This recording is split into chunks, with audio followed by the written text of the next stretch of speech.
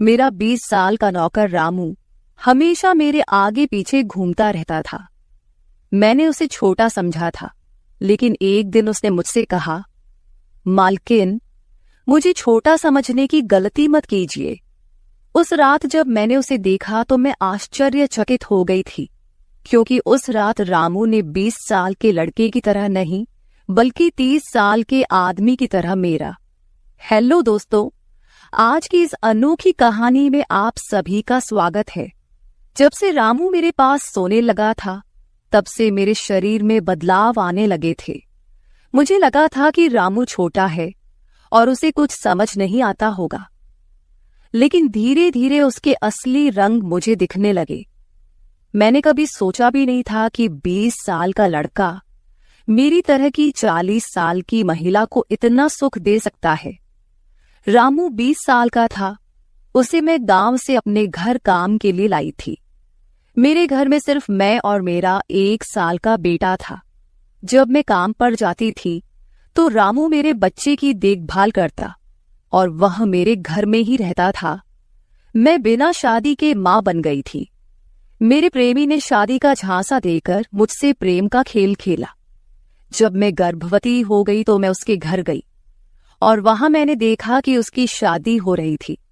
उसने मुझसे प्रेम का नाटक किया और किसी और लड़की से शादी कर ली थी। मेरे पेट में पल रहे बच्चे को मारने का मेरा मन नहीं हुआ, और जब मैंने गर्भपात कराने का सोचा, तब तक समय निकल चुका था। मैं 5 महीने की गर्भवती हो चुकी थी।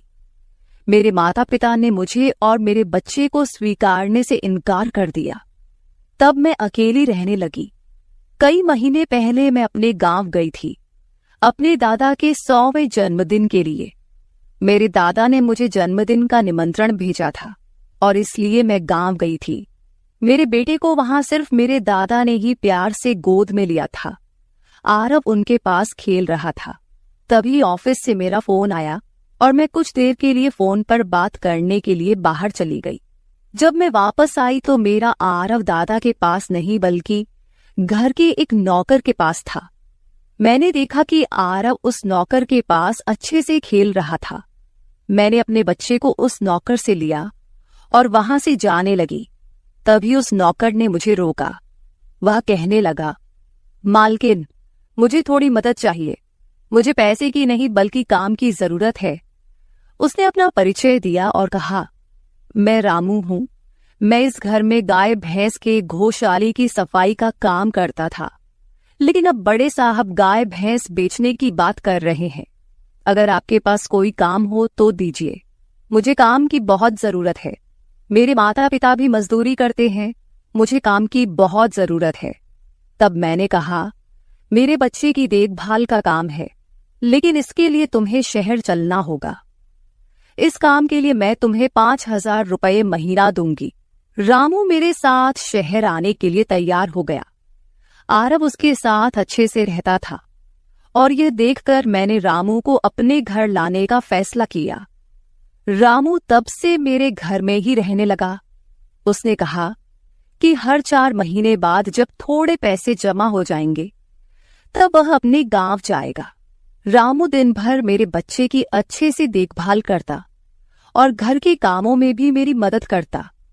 रामू को घर आए 1 महीना हो चुका था और इस 1 महीने में उसने मेरा दिल जीत लिया था।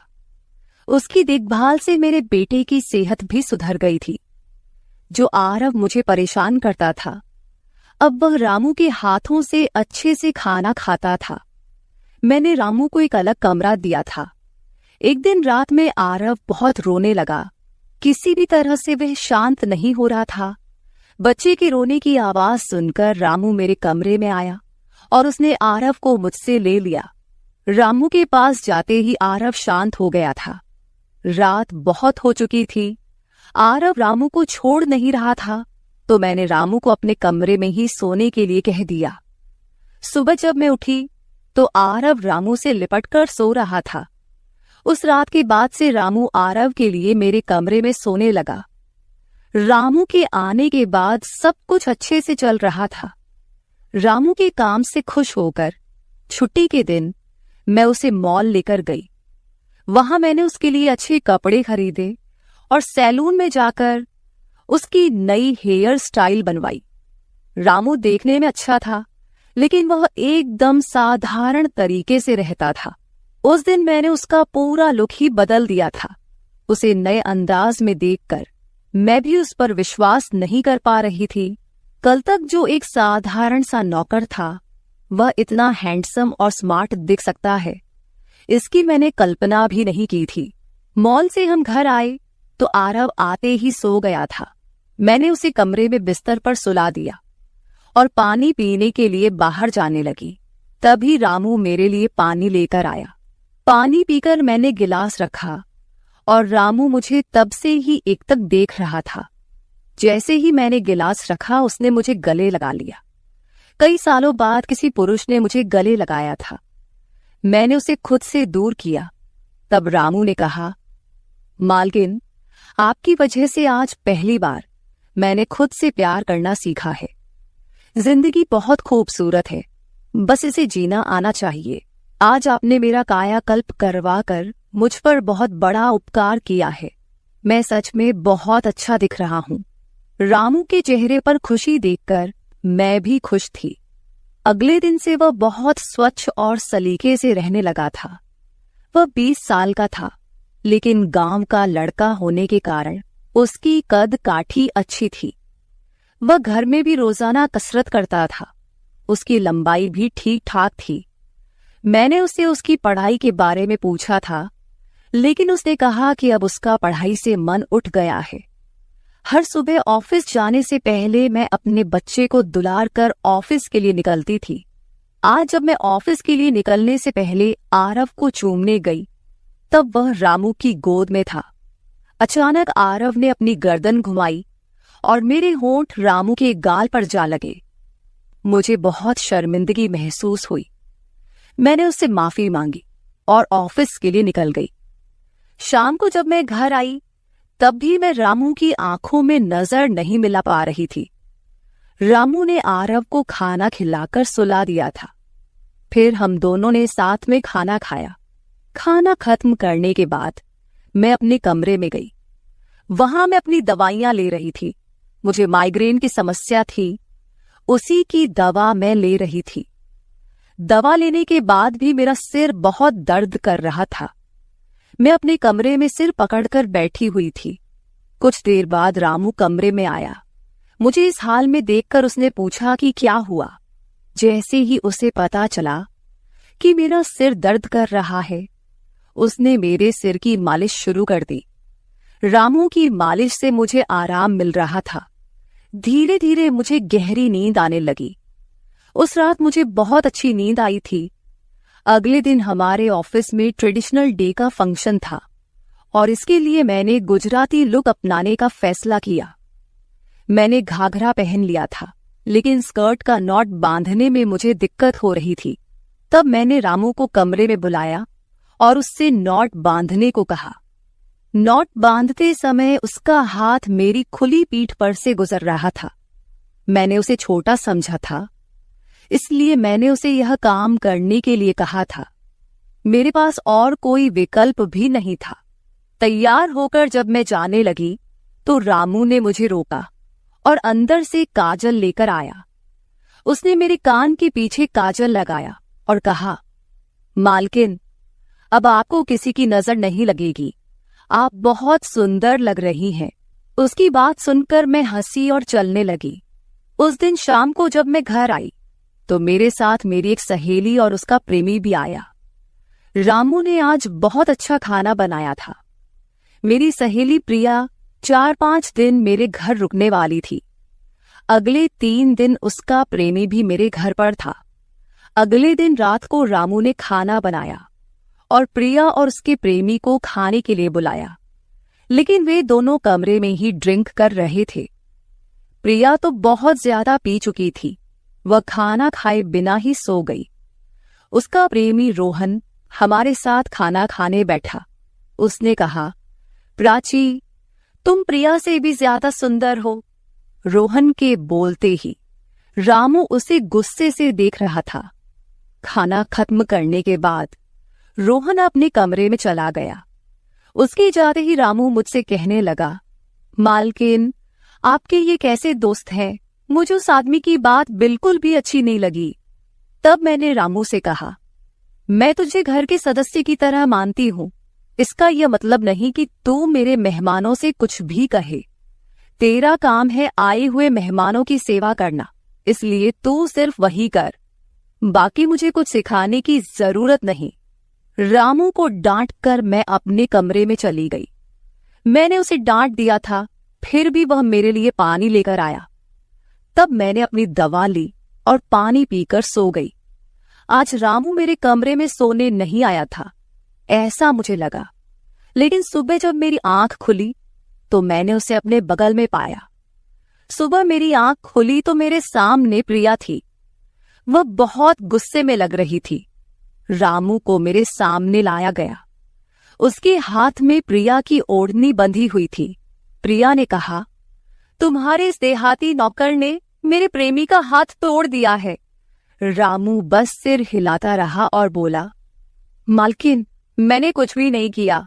रात को रोहन साहब नशे में थे, तभी उनका संतुलन बिगड़ गया होगा और वे गिर गए होंगे। रामू भला रोहन साहब पर हाथ क्यों उठाएगा? प्रिया अब भी नशे में लग रही थी, ऐसा मुझे लगा। रामू ने मेरे लिए उन दोनों से माफी मांगी। प्रिया और रोहन तभी वहां से चले गए। रामू मुझसे भी माफी मांगने लगा। मुझे पता था कि उसने कुछ नहीं किया था। आज मैंने छुट्टी ली थी क्योंकि कई दिनों से मैं बहुत व्यस्त थी। आज सोचा कि खुद के लिए थोड़ा समय निकालूं। नाश्ता करने के बाद मैं फिर से 1 घंटे के लिए सो गई। आरव भी मेरे साथ सो गया था। उठने के बाद मुझे 1 कप चाय की जरूरत महसूस हुई। मैं रामू को चाय बनाने के लिए पुकार रही थी, लेकिन उसकी तरफ से कोई जवाब नहीं आ रहा था। उसे ढूंढते ढूंढते मैं उसके कमरे में गई। वहां जाकर देखा कि रामू अभी अभी नहाकर बाथरूम से बाहर आया था। उसने शर्ट नहीं पहनी थी। मैंने पहली बार उसे इस तरह देखा। रामू का शरीर बेहद मजबूत था। उसका शरीर किसी योद्धा की तरह दिख रहा था। मैं उसे टकटकी लगाकर देख रही थी। मुझे उस वक्त कोई होश नहीं था। कई सालों बाद मैं किसी जवान पुरुष को इस तरह बिना कपड़ों के देख रही थी। मैं उसे टकटकी लगाए देख रही थी। तभी रामू ने मुझे आवाज दी। वह मेरे सामने शर्ट पहनकर खड़ा था, फिर भी मैं अपनी सुध-बुध खोए उसे देख रही थी। उसने मेरी आंखों के सामने चुटकी बजाई। तब मैं होश में आई और उससे कहा कि मेरे लिए चाय बना दे। आज घर में ही थोड़ा खुद का स्किन केयर करने का सोचा, इसलिए दोपहर के समय मैं अपने कमरे में अपना पार्लर चलाने लगी। उस समय मैंने शॉर्ट्स और गाउन पहन रखा था और मैं अपने पैरों का वैक्सिंग कर रही थी। वैक्सिंग करते समय गलती से मैंने थोड़ा ज्यादा गर्म वैक्स अपने पैर पर लगा लिया, जिससे जलन हुई और मेरे मुंह से तेज आवाज निकल गई। मेरी आवाज सुनकर रामू दौड़ता हुआ मेरे कमरे में आया। उसने मेरे जले हुए पैर को देखा। उसने मेरे पैर से गर्म वैक्स हटाया और वहां क्रीम लगा दी। उसके हाथ बार बार मेरे पैर पर अनजाने में फिर रहे थे और उस वक्त मेरे मन में जो भावनाएं उत्पन्न हो रही थीं, उन्हें व्यक्त करना मेरे लिए मुश्किल हो रहा था। रामू की नजर मुझ पर पड़ते ही मैं दर्द से कराह उठी। मुझे इस हालत में देखकर उसने कहा, बाई साहब, अब आप बस आराम से लेट जाइए। आपको जो भी करना है मुझे बताइए, मैं आपकी मदद कर दूंगा। मैंने उसे मेरे दूसरे पैर का वैक्सिंग करने को कहा। रामू ने जैसा मैंने बताया वैसा ही किया। उसने मेरे चेहरे की मसाज भी कर दी। उसके स्पर्श से मुझे बहुत आराम मिला। आज का छुट्टी का दिन मेरे लिए आरामदायक बीता। रामू में हर गुण भरा हुआ था। वह किसी भी काम में पीछे नहीं था। आज रात मैंने उसे मेरे कमरे में सोने के लिए मना कर दिया। दिन भर मैं घर में नहीं होती, कम से कम रात को तो मुझे मेरे बच्चे के साथ अकेले समय बिताना चाहिए। हर बार रामू का आना मुझे पसंद नहीं था, इसलिए मैंने उसे कमरे में सोने के लिए मना कर दिया। इस तरह दिन बीतने लगे। कुछ दिनों तक रामू के बिना आरव रात को सो नहीं पाता था, लेकिन धीरे धीरे उसने रोना बंद कर दिया। मुझे अपने अंदर कुछ बदलाव महसूस होने लगे थे। सुबह उठते ही मेरा शरीर बहुत दुखने लगता था। अचानक ये सब क्यों हो रहा है, समझ नहीं आ रहा था। कुछ दिनों में मेरी शारीरिक पीड़ा इतनी बढ़ गई कि मुझे बिस्तर से उठने की भी इच्छा नहीं होती थी। तब मैंने ऑफिस से 1 हफ्ते की छुट्टी ले ली। कुछ दिनों आराम किया, शायद थोड़ा ठीक हो जाऊं। अब पूरा वक्त आरव रामू के साथ रहता था। जब उसे भूख लगती तो वह बीच बीच में मेरे पास आ जाता। आज मैं अपनी कमर पकड़कर बैठी थी। रात को रामू पानी लेकर मेरे कमरे में आया। मेरी कमर पर हाथ देखकर उसने समझ लिया कि मुझे बहुत तकलीफ हो रही है।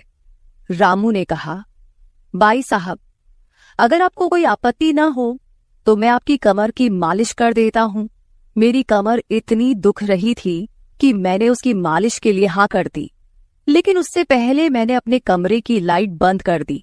छोटे 0 बल्ब की रोशनी में मेरी कमर उसे नहीं दिखेगी, इसलिए मैंने कमरे की बड़ी लाइट बंद करके 0 बल्ब जला दिया। वह जब मालिश कर रहा था, मुझे बहुत आराम मिल रहा था। मालिश करने से मेरी पीड़ा जैसे झट से गायब हो गई थी।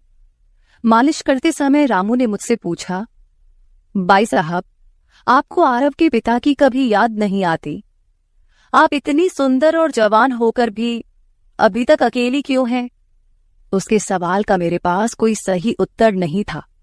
मैंने उससे कहा कि शायद तुम्हारे सवाल का उत्तर मेरे पास नहीं है। उस सवाल पर वहीं विराम लग गया। रामू की मालिश से मुझे अच्छी नींद आ गई थी। अगले 2 दिन बाद वह तारीख थी जब मैंने अपने प्रेमी से मुलाकात की थी। आखिर वह दिन आ ही गया। उस दिन मैंने दिन भर अपने मन को किसी न किसी काम में व्यस्त रखने की कोशिश की, लेकिन रात के अंधेरे में मुझे अपने प्रेमी की बहुत याद आ रही थी। आज वह मेरे साथ नहीं था, लेकिन वह मेरे बच्चे का पिता था। आरव को देखकर मुझे रोज उसकी याद आती थी और आज मैं अपनी भावनाओं को छुपा नहीं पाई। मैं अपने कमरे में जोर जोर से रोने लगी। आरव पास में सो रहा था, इसका भी मुझे ध्यान नहीं रहा। मैंने आज अपनी दवाइयां भी नहीं ली थीं। रामू पानी लेकर मेरे कमरे में आया। मुझे रोते हुए देखकर उसने मुझे पानी पिलाया। जब मैं शांत हुई तो उसने मुझे दवाइयां दी। मेरे रोने की आवाज से आरव हल्का हिलने लगा। वह जाग न जाए, इसलिए रामू मुझे अपने कमरे में ले गया। वहां जाकर मैंने उसे कसकर गले लगा लिया। ऐसा लग रहा था कि मैंने अपना होश खो दिया था। मेरा रोने का कारण सुनकर रामू भी शांत हो गया था। वह लगातार मेरे आंसू पोंछ रहा था। रोते रोते मैंने उसका कंधा पकड़ लिया। धीरे धीरे मैंने उसे और करीब खींच लिया। मैंने उससे कहा, रामू, आज की रात मैं तुम्हारे साथ बिताना चाहती हूं। तब रामू ने कहा, भाई साहब, मैं अभी छोटा हूं, मुझे कुछ भी नहीं आएगा। उसकी बात सुनकर मैंने उसे और पास खींच लिया। उस रात मैं उसके कमरे में थी, लेकिन सुबह जब मैं उठी तो वह मेरे पास नहीं था। उसकी शर्ट वहीं पड़ी हुई थी। जब मैं बाहर गई तो मैंने देखा कि रामू मेरे बच्चे को दूध और बिस्किट खिला रहा था। मुझे आरव का ख्याल नहीं आया था, लेकिन रामू ने नहीं भुलाया। उसने हम दोनों माँ बेटे को खुश कर दिया था। रात की थकान के बाद मैं सुबह देर से उठी थी। दिन भर रामू ने मुझसे नजरें नहीं मिलाईं। आज प्रिया मुझसे मिलने घर आई थी। वह रामू की तरफ देख भी नहीं रही थी। रामू ने उसे पानी दिया और कमरे से बाहर चला गया। थोड़ी देर बातें करने के बाद प्रिया जाने लगी। जाते समय उसने मुझसे कहा, जितनी जल्दी हो सके अपने नौकर को यहां से निकाल दो। वह दिखने में जितना मासूम लगता है उतना है नहीं। उसकी बात का मैंने खास ध्यान नहीं दिया। रोज की तरह रात को खाना खाने के बाद रामू ने मुझे पानी का गिलास मेरे कमरे में लाकर दिया और उसने आरव को भी सुला दिया था। आरव आज बाहर हॉल में झूले में सो रहा था। रामू उसकी देखभाल कर रहा था। मैंने अपने कमरे की लाइट बंद कर दी। और सो गई। कुछ समय बाद मुझे आरव की आवाज सुनाई दी। उसकी आवाज से मेरी नींद खुली। मैं उठने वाली थी कि तभी उसकी रोने की आवाज बंद हो गई। कुछ समय बाद मुझे अपने कमरे का दरवाजा खुलने की आवाज सुनाई दी। मैं चुपचाप सब देख रही थी। रामू मेरे कमरे में आया था। उसने मेरे पास आकर ये देखने की कोशिश की कि मैं सो रही हूं या नहीं, और फिर उसने मेरा मोबाइल उठाया। उसकी वह खोजबीन देखकर मैंने जल्दी से कमरे की लाइट ऑन कर दी। मुझे जागता हुआ देखकर वह चौंक गया। मैंने उसके हाथ से अपना मोबाइल छीन लिया। मैंने उससे कहा, रामू, ये सब क्या चल रहा है? तुम इस वक्त यहां क्या कर रहे हो? वह कुछ नहीं कहकर वहां से जाने लगा, लेकिन मैंने उसे इतनी आसानी से छोड़ने का इरादा नहीं किया था। मैंने उसे उसका वीडियो दिखाया जिसमें वह प्रिया के बॉयफ्रेंड पर हाथ उठा रहा था। उस दिन रोहन के मोबाइल का कैमरा गलती से चालू रह गया था और उसमें उनकी हाथापाई रिकॉर्ड हो गई थी। सुबह जब प्रिया मुझसे मिलने आई थी तब उसने मुझे वह वीडियो दिखाया था और तब से मैं रामू पर नजर रख रही थी। रामू, तुमने झूठ क्यों बोला? तुमने रोहन पर हाथ क्यों उठाया? तब उसने कहा, जो भी आप पर बुरी नजर डालेगा उसके साथ मैं यही करूंगा। मालकिन, उस रात जब रोहन नशे में था वो आपके कमरे में आया था। वो आपके साथ कुछ गलत करने की कोशिश कर रहा था और इसलिए मैंने उस पर हाथ उठाया। रामू की बात सुनकर मैंने कहा, ठीक है, मैं तुम्हारी बात मानती हूं, लेकिन तुम मुझे नींद की दवा क्यों दे रहे थे? आज मैंने तुम्हें मेरे पानी में दवा मिलाते हुए देखा है। तुम्हारी नजर मुझ पर थी और तुम जो चाहते थे वह मैंने तुम्हें दे दिया है। अब अपना हिसाब करो और गांव निकलो। मेरी बात सुनकर रामू बोला, मालकिन, आप जैसा सोच रही हैं वैसा कुछ भी नहीं हुआ है। कल रात मैंने आपके साथ कुछ भी गलत नहीं किया। मैंने आपके पानी में नींद की दवा मिलाई थी जिससे आप मेरे पास आते ही सो गई थीं और मुझे आपके साथ कुछ भी गलत नहीं करना था। कुछ दिन पहले मैंने आपको रात में फोन पर बात करते हुए देखा था। मैंने आपकी बातें सुनी थीं। आप फिर से अपने उस प्रेमी से मिलने की तैयारी कर रही थीं। आपकी मुलाकात आपके ही घर में तय हुई थी। मुझे यह सब पता था। आप उससे ना मिले इसलिए मैं आपको रात में नींद की दवा दे रहा था। वह व्यक्ति अब भी आपको धोखा दे रहा है। वह आपसे झूठ बोल रहा है। वह आपके बच्चे को आपसे छीनने के लिए आपके करीब आ रहा है। उसकी पत्नी को बच्चा नहीं हो सकता, इसलिए वह आपके पास आ रहा है। उसने अपनी पत्नी को तलाक नहीं दिया है। वह आपसे झूठ बोल रहा है। रामू, तुम हो कौन? तुम्हें यह सारी जानकारी कैसे मिली? तब उसने कहा, आपके बाबा साहेब ने मुझे आपका फोटो दिखाया था। मुझे आप पहली नजर में ही अच्छी लगी थी, लेकिन बाबा साहेब ने यह भी कहा था कि आप शादी के खिलाफ हैं। तब मैंने उनके साथ मिलकर यह प्लान बनाया। आपके दिल में अपनी जगह बनाने के लिए मैं यहां आया था, लेकिन यहां आने के बाद मैंने देखा कि बहुत से लोग आप पर बुरी नजर रखते हैं, इसलिए मैंने आपकी सुरक्षा करनी शुरू कर दी। रामू 20 साल का नहीं था। मेरा पहला शक सही निकला।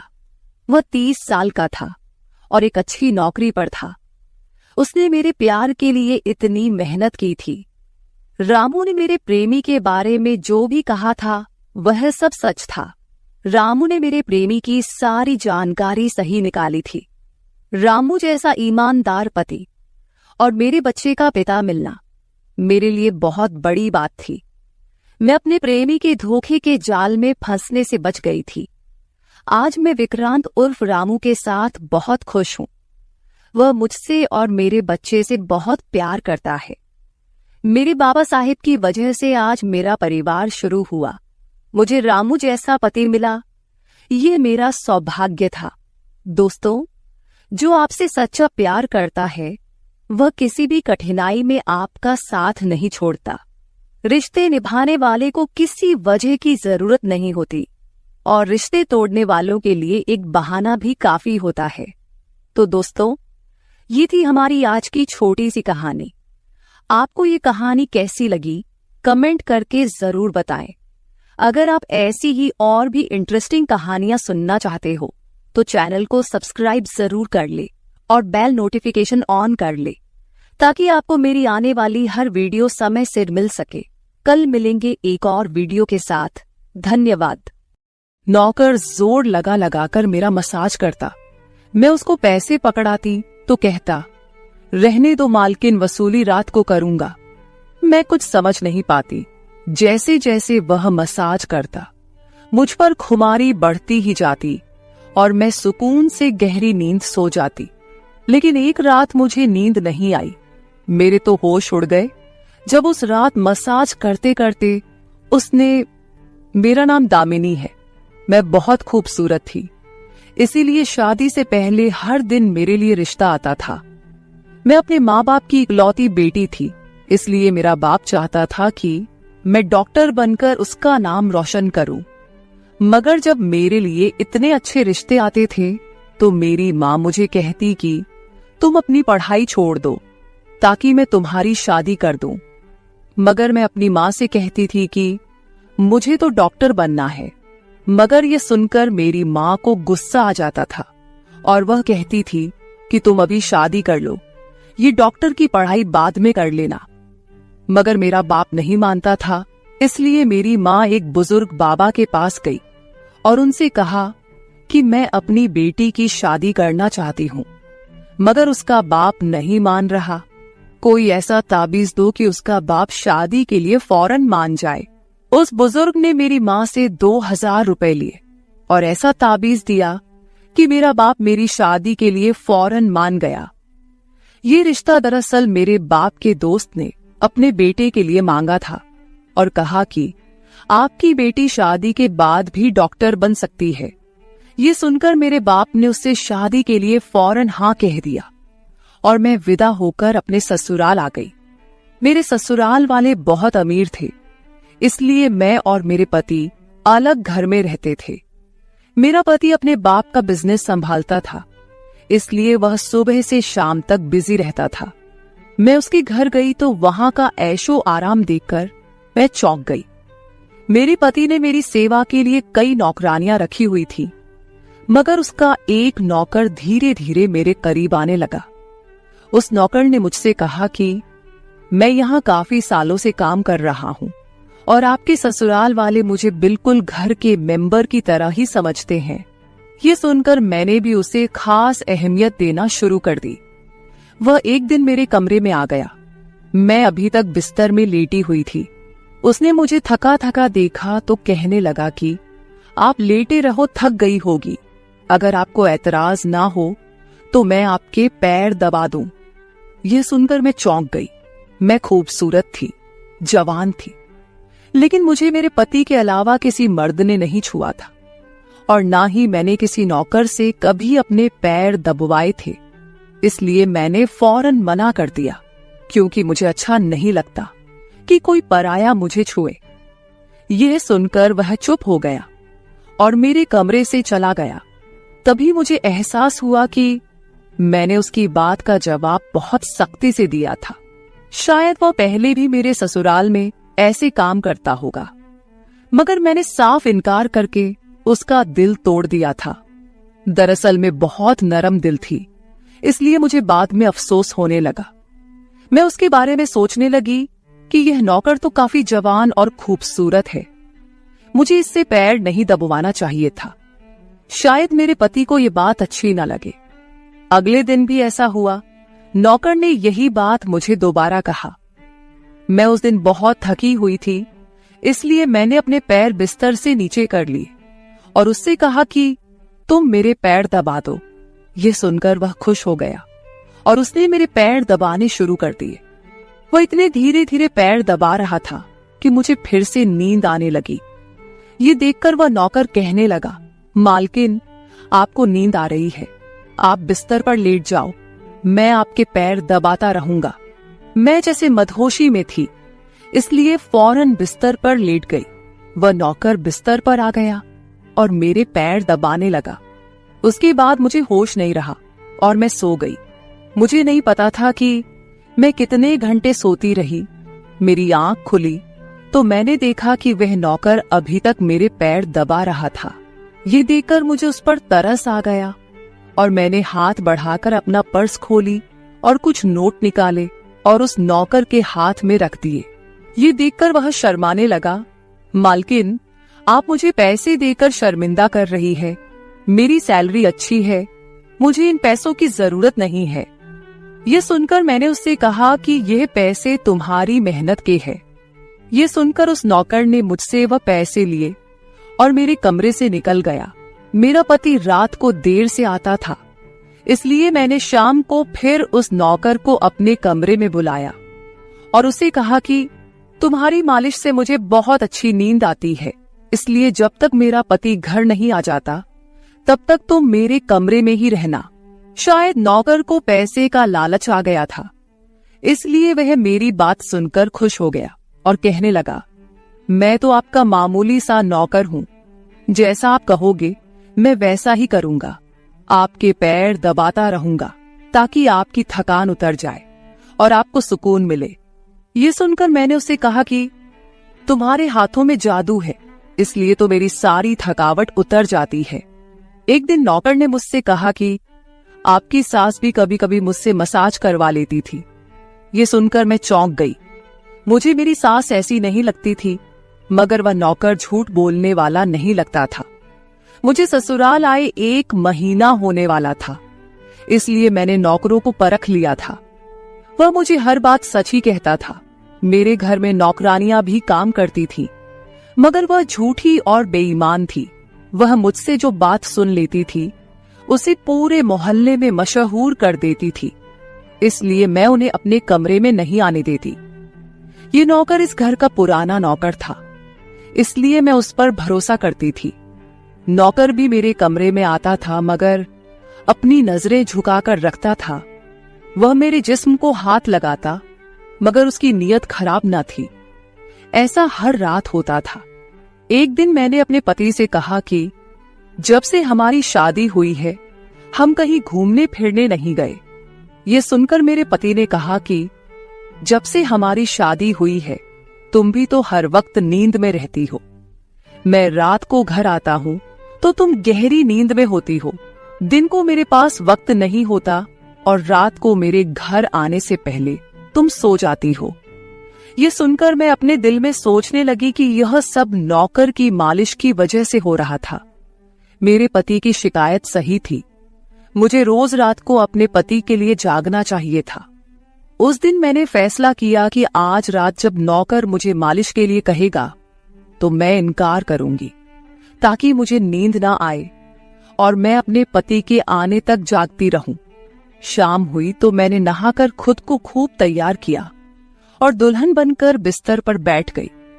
नौकर मेरे कमरे में आया तो उसने मुझे मालिश के लिए पूछा, मगर मैंने साफ इनकार कर दिया। मेरी बात सुनकर वह कुछ उदास हो गया और वापस चला गया। कुछ देर बाद नौकर मेरे कमरे में आया तो उसके हाथ में दूध का गिलास था। मैंने खाना नहीं खाया था, इसलिए फौरन दूध पी ली और अपने पति का इंतजार करने लगी, मगर मुझे नींद आ गई और मैं सो गई। सुबह में जागी तो नौकर फौरन मेरे कमरे में आया और कहने लगा, मालकिन आपके लिए नाश्ता लेकर आऊं। ये सुनकर मैंने अपने पति के बिस्तर की तरफ देखा, वह खाली था। ये देखकर नौकर कहने लगा, मालिक को जरूरी काम था, वह नाश्ता करके चले गए। ये सुनकर मेरा मूड खराब हो गया। मैं रात भर उसका इंतजार करती रही, मगर वह सुबह होते ही ऑफिस चला गया। मैंने नौकर से कहा कि मेरे लिए चाय ले आओ। नौकर कमरे से बाहर निकल गया। तभी मैंने अपने जिस्म की तरफ देखा तो चौंक गई। रात को मैंने दुल्हन का कपड़ा पहना हुआ था, मगर अब मेरे जिस्म पर कोई और कपड़े थे। मगर मैंने अभी जेवरात पहने हुए थे। मेरा सर भारी होने लगा। मुझे ये सोचकर चक्कर आने लगे कि रात को मेरे साथ क्या हुआ था और मेरे कमरे में कौन था और उसने मेरे साथ क्या किया था, मगर मुझे कुछ याद ना आया। मेरा दिल घबराने लगा और मैंने अपना सर पकड़ लिया। मेरा पूरा जिस्म दर्द कर रहा था, इसलिए नौकर चाय लेकर आया तो मैंने उससे कहा कि मेरा जिस्म दबा दो। यह सुनकर वह बिस्तर पर आ गया और मुझे दबाने लगा। उस दिन मैं देर तक बिस्तर पर पड़ी रही। उस दिन मेरे पति अचानक घर आ गए। मैंने उसे देखा तो उस पर बरस पड़ी। मैं रात को तुम्हारे लिए दुल्हन बनकर जागती रही, मगर तुम नहीं आए। ये सुनकर मेरे पति कहने लगे, मैं रात को कमरे में आया तो तुम गहरी नींद में थी, इसलिए मैंने तुम्हें नहीं जगाया। ये सुनकर मैं चौंक गई, मगर मेरे कपड़े किसने बदली किए और नींद पूरी होने के बावजूद मेरा जिस्म क्यों दर्द कर रहा है? मैं उलझ गई थी। मेरे पति कहने लगे, अच्छा ठीक है, मूड खराब करने की जरूरत नहीं है।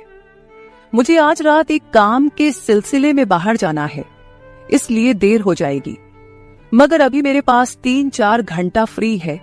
अगर तुम कहो तो हम अभी कहीं बाहर जा सकते हैं। ये सुनकर मेरा मूड खुद ब खुद ठीक हो गया और मैं सारी रात वाली बातों को भूलकर खुश हो गई। शादी के बाद यह पहला मौका था कि मैं अपने पति के साथ कहीं बाहर जा रही थी। मैं जल्दी जल्दी तैयार होने लगी, जबकि मेरा पति गाड़ी में बैठकर मेरा इंतजार करने लगा। उस वक्त नौकर मेरे कमरे में आ गया और मुझसे पूछा, मालकिन आप कहीं जा रही हैं क्या? ये सुनकर मैंने उससे कहा कि हाँ, मगर तुम क्यों पूछ रहे हो? ये सुनकर नौकर कहने लगा, मैं आपका नौकर हूं, मगर आपको यही सलाह दूंगा कि आप बाहर नहीं जाओ, क्योंकि आपका जिस्म थक जाएगा। ये सुनकर मुझे गुस्सा आ गया और मैंने उससे कहा कि तुम मेरे नौकर हो, मेरे पति बनने की कोशिश मत करो। ये कहकर मैं बाहर चली गई। न जाने मुझे किस बात पर गुस्सा आ गया था। मैंने उस नौकर को खूब खरी खरी सुना दी। वह भी अपनी औकात जान गया था। तभी तो मैं जब घर आई तो वह मेरे सामने नहीं आया। मेरे पति मुझे गेट पर उतारकर वापस बाहर जा चुके थे। जबकि मैं अंदर आई तो मेरा सारा जिस्म बुरी तरह दुख रहा था। शायद मेरे जिस्म को मालिश की आदत हो गई थी। तभी तो रात होते ही वह मालिश के लिए तड़पने लगता था, लेकिन मैंने उस नौकर को नाराज कर दिया था, इसलिए आज वह मेरी मालिश करने नहीं आया। मगर मुझे उसकी जरूरत थी, इसलिए मैंने एक नौकरानी को बुलाया और उस नौकर को बुलाने को कहा। थोड़ी देर गुजरी थी कि वह नौकर मेरे कमरे में आ गया, मेरे बिस्तर पर बैठ गया और चुपचाप मेरे पैरों को दबाने लगा। यह देखकर मुझे शर्मिंदगी हुई। मैंने उसे इतना बुरा भला कहा, मगर उसने मेरी बात को बिल्कुल बुरा नहीं माना। मैंने उसे चुप देखा तो कहने लगी, मुझे उस वक्त पता नहीं क्या हो गया था, इसलिए मैंने तुम्हें खरी खरी सुनाई। मैं इतने दिनों के बाद अपने पति के साथ कहीं बाहर जा रही थी, इसलिए मुझे तुम्हारा टोकना अच्छा नहीं लगा, इसीलिए मुझे माफ कर दो। मैं उसकी मालकिन थी और उसे इस काम के पैसे देती थी, मगर अब भी मुझ में इंसानियत जिंदा थी, इसलिए मैंने मालिक होकर भी नौकर से माफी मांग ली, क्योंकि वह भले ही नौकर था, मगर वह एक इंसान भी तो था। मेरी बात सुनकर वह नौकर कहने लगा, मैं आपका नौकर हूं, इस काम के लिए मैं आपसे सैलरी लेता हूं, इसलिए आपको हक है, आप जो चाहे मुझे कह दे।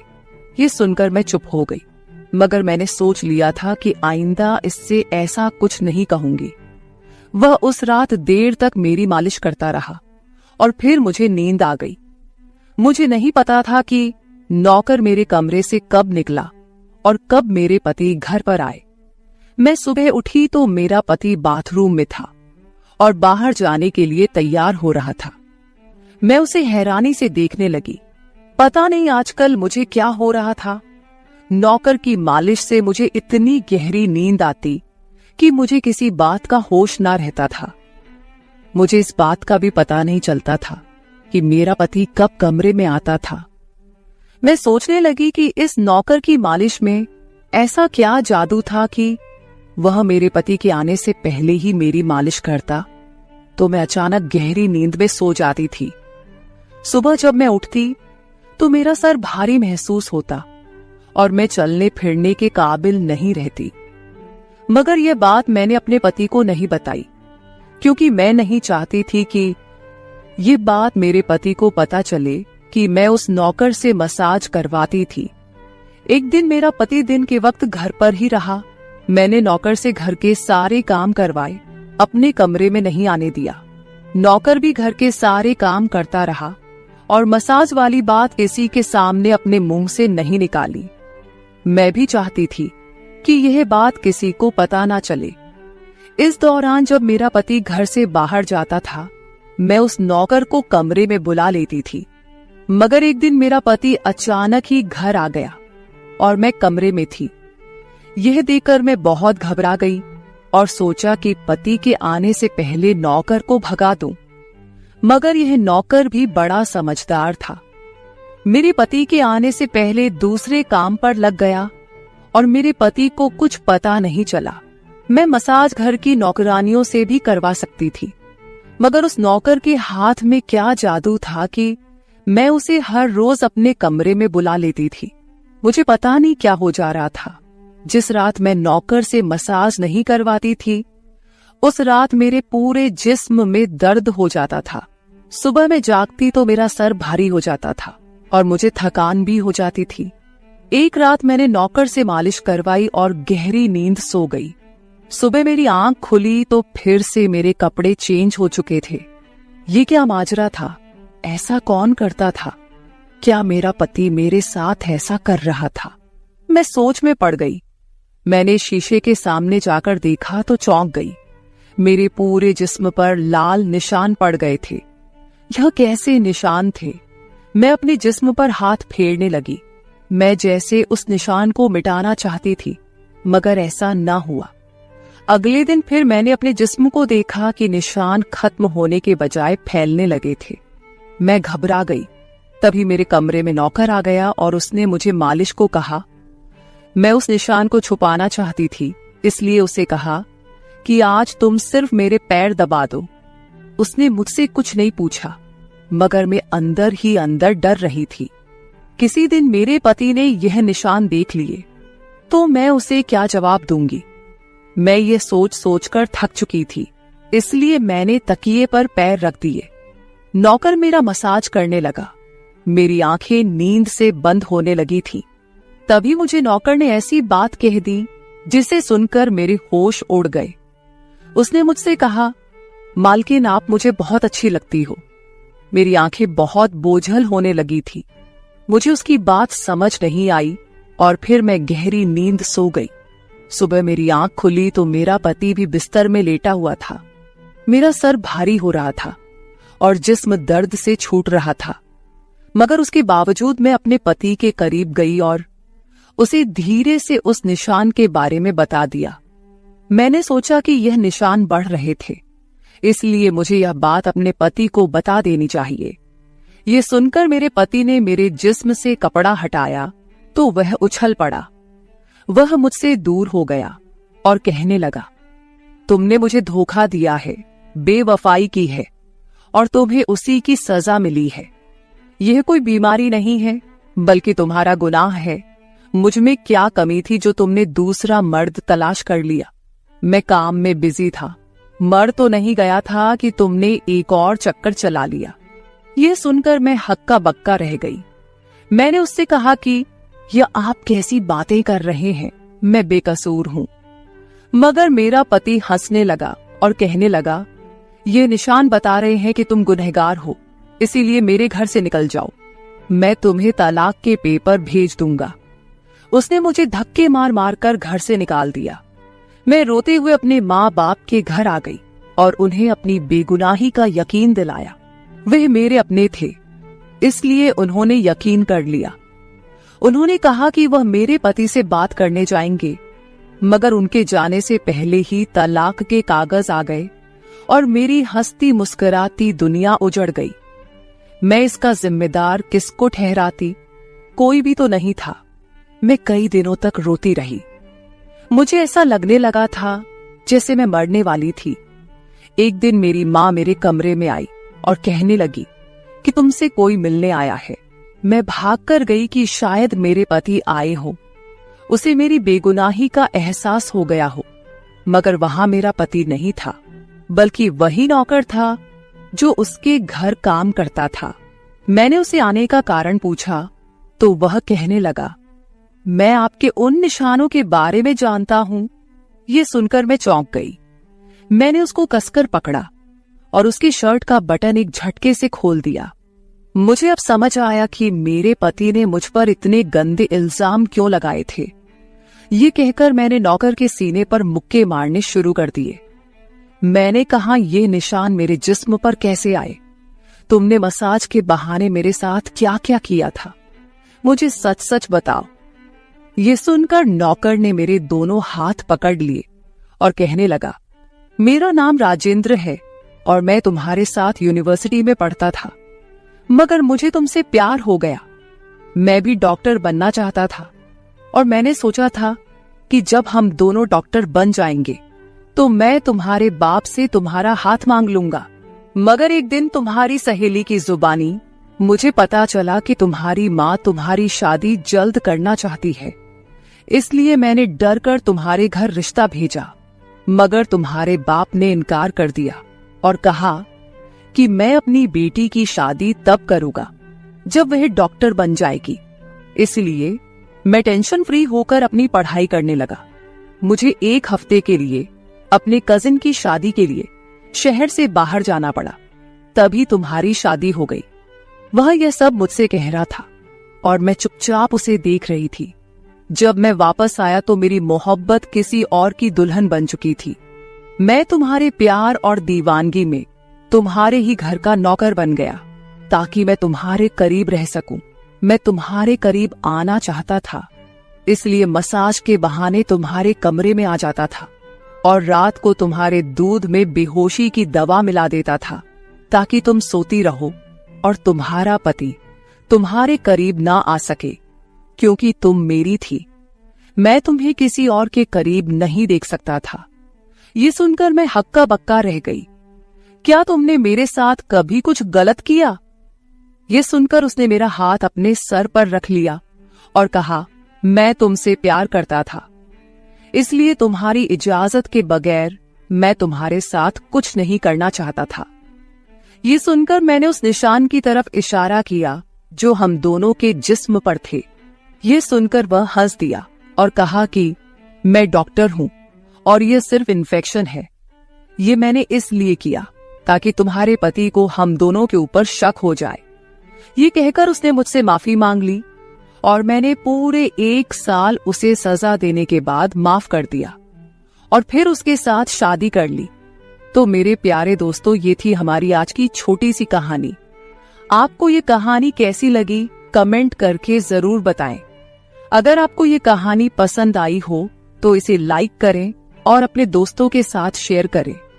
अगर आप ऐसी ही और भी इंटरेस्टिंग और रोमांटिक कहानियां सुनना चाहते हो तो चैनल को सब्सक्राइब जरूर कर ले और बेल आइकॉन ऑन कर ले ताकि आपको मेरी हर कहानी समय पर मिल सके। कल मिलेंगे एक और नई कहानी के साथ। धन्यवाद।